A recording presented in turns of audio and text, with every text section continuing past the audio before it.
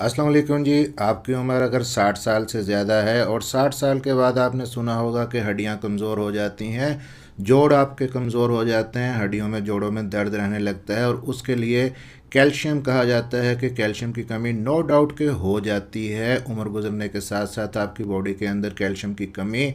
लेकिन अगर आप इसको पूरा करने के लिए कैल्शियम के सप्लीमेंट्स ले रहे हैं सिर्फ, तो आप बहुत बड़ी गलती कर रहे हैं, क्योंकि कैल्शियम की गोलियां या कैल्शियम के सप्लीमेंट अगर आप सही तरीके से नहीं लेंगे तो फ़ायदा मिलने की बजाय उल्टा आपको नुकसान होगा। कैल्शियम का जो असल टारगेट होता है वो आपकी बोन्स तक पहुंचे, आपके दांतों तक पहुंचे। लेकिन जब आप कैल्शियम के सप्लीमेंट्स को अकेला लेंगे तो कैल्शियम गलत जगह पे डिपॉजिट होगा, गलत जगह पे जमा हो जाएगा, जहां पे उसका टारगेट है वहां पे नहीं पहुंचेगा, आपके खून की नालियों के अंदर जमा होता रहेगा, खून की नालियां सख्त हो जाएंगी, हार्ट अटैक का रिस्क बढ़ जाएगा, दिल की बीमारियां ज़्यादा होने लगेंगी और साथ साथ फिर कैल्शियम पट्टों के अंदर, टेंडन्स के अंदर इकट्ठा होगा, कैल्सिफिकेशन करेगा, आपके पट्टे अकड़ेंगे, जोड़ आपके सख्त हो जाएंगे, स्टिफनेस होगी। आप अक्सर कमेंट्स के अंदर कहते हैं कि नेचुरल चीज़ें ही आप बताते हैं, कोई सप्लीमेंट अच्छा बता दें जो हम ले सकें। तो आज की इस वीडियो में एक बेस्ट सप्लीमेंट आपको बताऊंगा आपकी हड्डियों, आपके पट्टों, आपके जोड़ों की कमज़ोरी के लिए। अगर आप अकेला कैल्शियम ले रहे हैं तो कैल्शियम लेना बंद कर दें। अब कैल्शियम को आपने कैसे लेना है, मेरा नाम है डॉक्टर ताहिर, चैनल को सब्सक्राइब ज़रूर कर लीजिएगा। तो कैल्शियम को सही जगह पे पहुंचने के लिए कुछ साथियों की ज़रूरत होती है। सबसे पहले तो आप जब भी कैल्शियम लेते हैं, आपकी इंटेस्टाइन के अंदर कैल्शियम पड़ा है, आपके मैदे के अंदर, अंतड़ियों के अंदर, वहाँ से कैल्शियम को एब्जॉर्ब होने के लिए, आपके खून के अंदर आने के लिए विटामिन D3 की ज़रूरत है। तो कैल्शियम के सप्लीमेंट के साथ विटामिन D3 लें। विटामिन D3 कैल्शियम की एब्जॉर्प्शन को बेहतर करेगा। अब विटामिन D3 आपने साथ में लिया, कैल्शियम आ गया आपकी ब्लड स्ट्रीम के अंदर, आपके खून के अंदर।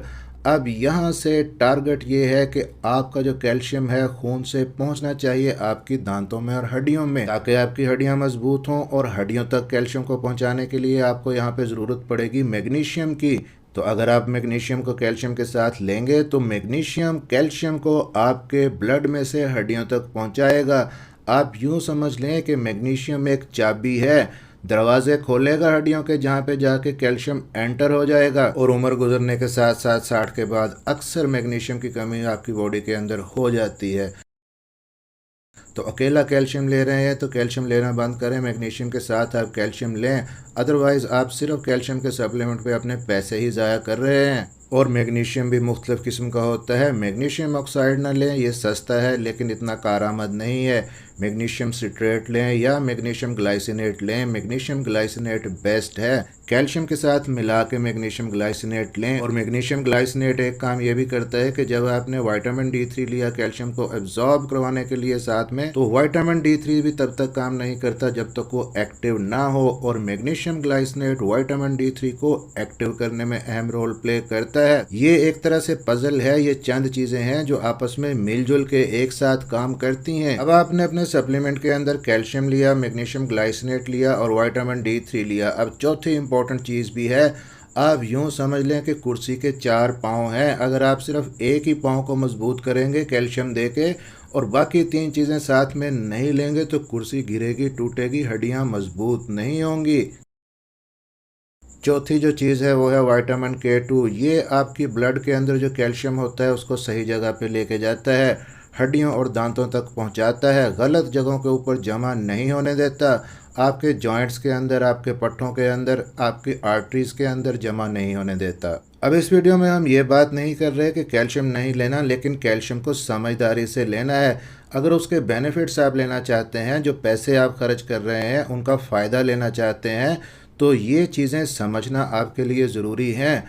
आपने अगर कैल्शियम ले लिया तो कैल्शियम नो डाउट के बिल्डिंग मटेरियल है बोन्स का। आप यूं समझें कि आप एक दीवार बना रहे हैं तो उसके अंदर ईंटें कैल्शियम हैं, लेकिन इन ईंटों को आप बगैर मसाले के रखते जाएं, दीवार बनाते जाएं, वो दीवार कभी भी मजबूत नहीं होगी। और इन ईंटों को जोड़ने के लिए जो मसाला है वो बनता है विटामिन K2 से और मैग्नीशियम से।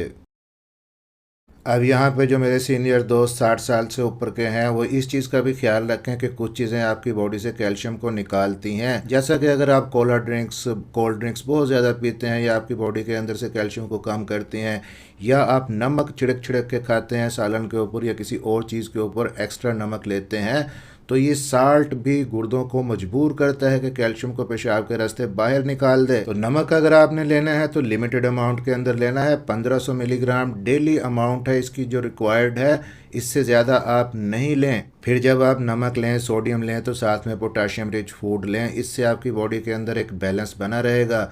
अब ये पोटाशियम रिच फूड्स कौन से होते हैं? केले के अंदर पोटेशियम होता है, पालक के अंदर पोटेशियम होता है। और अगेन एक चीज़ ध्यान के अंदर रखिएगा कि आप जितना मर्जी कैल्शियम लें, साथ में विटामिन D3 नहीं लेंगे तो कैल्शियम लेने का फ़ायदा नहीं होगा, क्योंकि जो विटामिन D3 है ये एक ट्रक के तौर पे काम करता है, कैल्शियम को लोड करता है आपके इंटेस्टाइन में से और ला के आपके ब्लड के अंदर छोड़ देता है। तो जो लोग ख़ास तौर पे सीनियर्स हैं, घर के अंदर बंद रहते हैं, सनलाइट से एक्सपोजर नहीं है, उनके अंदर विटामिन D3 की कमी ज़्यादा हो जाती है। तो कोशिश करें कि आधा घंटा कम से कम हल्की गुनगुनी धूप के अंदर लाजमी बैठें, ताकि विटामिन डी आपके अंदर कम ना हो। सप्लीमेंट्स के साथ भी आपने लेना है विटामिन D3, कैल्शियम को, मैग्नीशियम को और K2 को। तो आज की इस वीडियो का टेक होम मैसेज ये है कि अपनी हड्डियों की मजबूती के लिए आपने एक बेस्ट मल्टीविटामिन सप्लीमेंट अगर सेलेक्ट करना है तो उसके अंदर आपने देखना है कि ये 4 चीज़ें उसके अंदर लाजमी होनी चाहिए। पहली चीज़ है कैल्शियम, और दूसरा है विटामिन D3, तीसरा है मैग्नीशियम ग्लाइसिनेट और चौथा है विटामिन K2।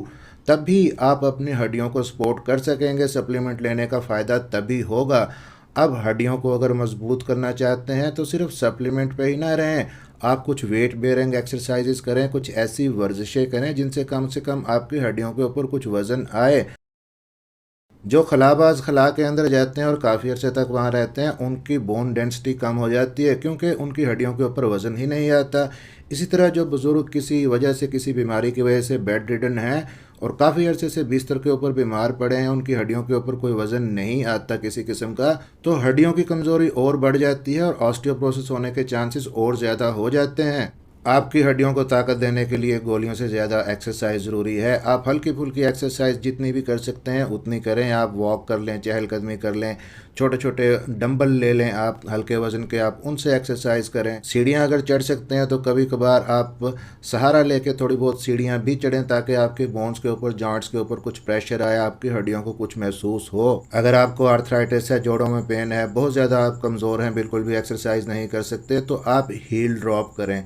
ये एक एक्सरसाइज होती है कि आप खड़े हो जाएं, सहारा लेना चाहते हैं तो सहारे से खड़े हो जाएं, हाथ से किसी चीज़ को पकड़ लें, अपनी एड़ियों को उठाएं, पंजों के बल पे आएँ, उसके बाद फिर आप अपनी एड़ियों को ज़मीन पे लगा दें। इस तरीके से एक्सरसाइज करेंगे, इससे भी आपकी बोन्स के अंदर वीकनेस आहिस्ता आहिस्ता कम होना शुरू होगी। और एक बोनस टिप भी आपको देता चलूँ कि अगर आप चाहते हैं कि सुबह उठ के आपके जोड़ सख्त ना हो, आपकी हड्डियों पर वज़न आए, टांगें आपकी सही रहें, तो हड्डियों की कमज़ोरी के साथ साथ एक चीज़ होती है इन्फ्लेमेशन, सोजिश आपकी बॉडी के अंदर, आपके जॉइंट्स के अंदर जब होती है तो आपके जॉइंट्स सही तरह से काम नहीं करते। इसके लिए जो बेस्ट नुस्खा है वो है हल्दी, टर्मेरिक का इस्तेमाल। हल्दी के अंदर एक कंपाउंड होता है करकुमिन, जो कि इतना ताकतवर एंटी इन्फ्लेमेटरी है कि ब्रूफिन की गोली के बराबर काम करता है। तो आप 1/4 चम्मच हल्दी का और साथ में 1 पिंच, 1 चुटकी काली मिर्च का पाउडर ऐड करें, वो 2000% बढ़ा देता है करकुमिन की एब्जॉर्प्शन को। फिर आप अपनी हड्डियों की डेंसिटी को देखने के लिए अपने डॉक्टर से कुछ टेस्ट भी एडवाइस करवा सकते हैं, हड्डियों के आप स्कैन भी करवा सकते हैं। उसके अलावा कैल्शियम का लेवल करवाएं, आयोनाइज्ड कैल्शियम करवाएं, सिंपल कैल्शियम नहीं करवाएं।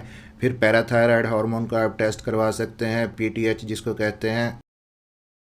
अब इस वीडियो को समराइज़ करते हैं, अपनी रूटीन समझ लें कि कौन सी रूटीन आपने अपनानी है। सुबह नाश्ते के अंदर आप अपना सप्लीमेंट लें जिसके अंदर ये चारों चीज़ें हों, calcium, vitamin D3, vitamin K2 और मैग्नीशियम ग्लाइसिनेट। और साथ में आप कोई हेल्दी फैट ऐड करें उस वक्त, जैसा कि ऑलिव ऑयल है, जैतून का तेल है, इससे इन मिनरल्स की, विटामिन्स की एब्जॉर्प्शन अच्छे तरीके से होगी। उसके बाद आप 5 मिनट की हल्की फुल्की एक्सरसाइज करें, जो एड़ियाँ उठाने वाली मैंने बताई उसको कर लें, या अपने बाजुओं को घुमाएं। ये चीज़ें आपकी हड्डियों को जगाने में हेल्प करेंगी। फिर दिन में साथ साथ आप अपने आप को सनलाइट से भी एक्सपोजर दें, ताकि सूरज की रोशनी आपके ऊपर पड़े, ये भी आपकी हड्डियों को मजबूत बनाएगी। और शाम में किसी टाइम एंटी इन्फ्लेमेटरी डिनर लें, यानी कि हल्दी और काली मिर्च को साथ में मिला के आप शाम के खाने के साथ खाएं। फिर सोने से पहले आप हल्की फुल्की स्ट्रेचिंग करें और स्ट्रेस को अपने जहन से निकाल दें। तो ये एक सिंपल सा सप्लीमेंट इस सिंपल सी स्ट्रेटजी के साथ अपनी लाइफ के अंदर शामिल कीजिएगा।